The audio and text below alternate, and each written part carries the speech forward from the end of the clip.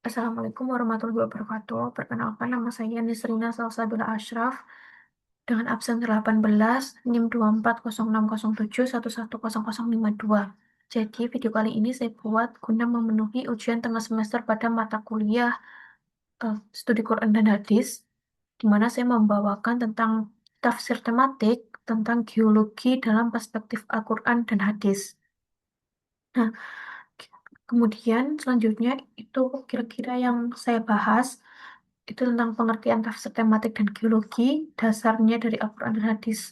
Kemudian apa sih perspektif gunung, gempa bumi, dan lapisan bumi itu dalam Al-Quran dan geologi. Kemudian ada apa sih keterkaitan dengan sains, dan yang terakhir ada hikmah dan kesimpulannya.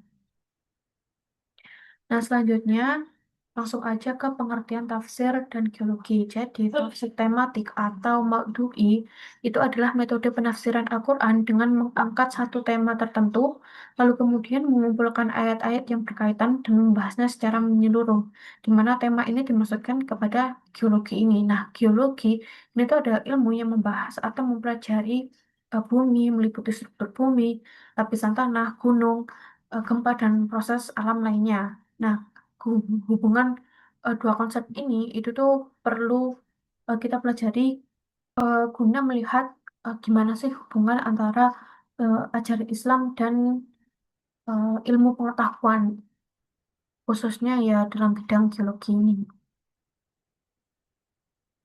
Nah, selanjutnya itu ada dasar dari Al-Quran dan hadisnya. Nah, di dalam Al-Quran itu ya ada yang menjelaskan tentang kayak gunung, gempa bumi, lapisan bumi. Nah, salah satunya di sini itu ada gunung, di mana dia dijelaskan pada Quran Surat An-Naba ayat 6 sampai 7. Nah, bunyinya itu seperti ini. Alam naj'alil arda mihada. Itu artinya, bukankah kami telah menjadikan bumi sebagai hamparan? Wal jibala autada, dan gunung-gunung sebagai pasak. Di sini dijelaskan bahwa eh, Quran Surat An-Naba ayat 6 sampai 7 ini yang menjelaskan bahwa gunung itu berfungsi sebagai pasak bumi. Kemudian ada penjelasan tentang gempa bumi pada Quran Surat Az-Zalzalah ayat 1 sampai 2 yang berbunyi Idza zulzilatil ardu zilzalaha, yang artinya apabila bumi diguncangkan dengan guncangan yang dahsyat, wa akhrajatil ardu athqalaha, yang artinya dan bumi telah mengeluarkan beban-beban berat yang dikandungnya. Nah, di sini itu dimaksudkan bahwa gempa bumi itu suatu peristiwa yang dapat terjadi, di mana ya menggambarkan peristiwa gempa yang dahsyat gitu di Al-Quran. Kemudian ada tentang lapisan bumi pada Quran surat eh, At-Talaq ayat 12. Di mana ayat tersebut berbunyi, Allahul ladzi khalaqa sab'a samawati wa minal ardi mithlahun yatanazzalul amru bainahunna lita'lamu annallaha ala kulli syai'in qadir wa annallaha qad ahata bikulli syai'in ilma. Yang artinya itu Allah yang menciptakan tujuh langit, dan dari penciptaan bumi juga serupa.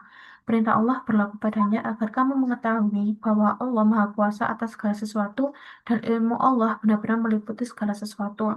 Selain itu, kalau di dalam hadisnya sendiri itu dijelaskan bahwa fenomena fenomena seperti gempa bumi dan bencana alam lainnya itu merupakan tanda kekuasaan Allah serta menjadi peringatan sendiri bagi manusia, umat manusia.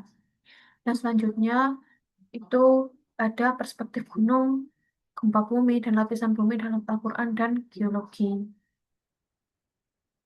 Yang pertama itu ada gunung, di mana di sini gunung itu dijelaskan dalam Al-Quran gunung sebagai pasak bumi yang menunjukkan fungsinya eh, dalam menjaga kestabilan.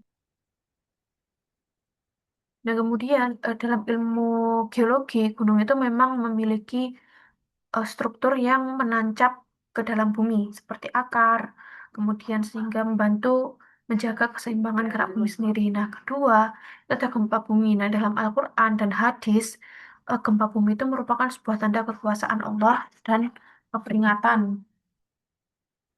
Tapi sementara dalam geologi gempa bumi terjadi ya karena pergerakan lempeng bumi. Kemudian yang ketiga itu ada lapisan bumi. Dalam Al-Quran, bumi itu ya disebut berlapis-lapis. Hal ini sesuai dengan ilmu geologi yang menjelaskan bahwa ya bumi itu terdiri dari kerak, mantel, dan inti. Kemudian selanjutnya itu ada keterkaitannya dengan sains. Jadi, ada beberapa ayat Al-Quran yang memiliki kesesuaian dengan ilmu geologi modern.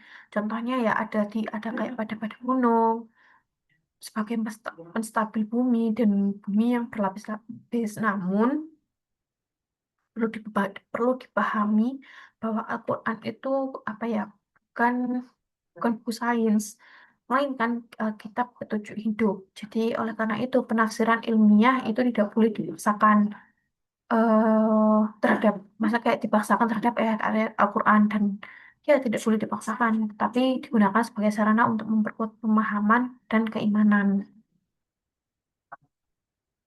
Selanjutnya, apa sih hikmah dari kita mempelajari geologi dalam perspektif hadis dan Al-Quran ini ya?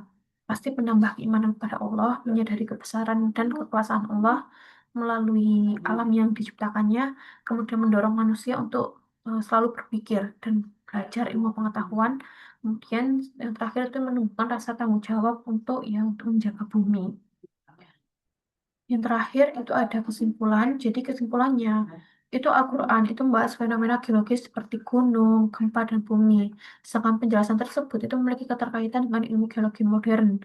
Dan hal ini itu menunjukkan kebesaran Allah Subhanahu wa Ta'ala dan pentingnya ilmu pengetahuan. Yang penjelasan dari saya, apabila ada kekurangan ataupun salah kata, mohon maaf. Terima kasih.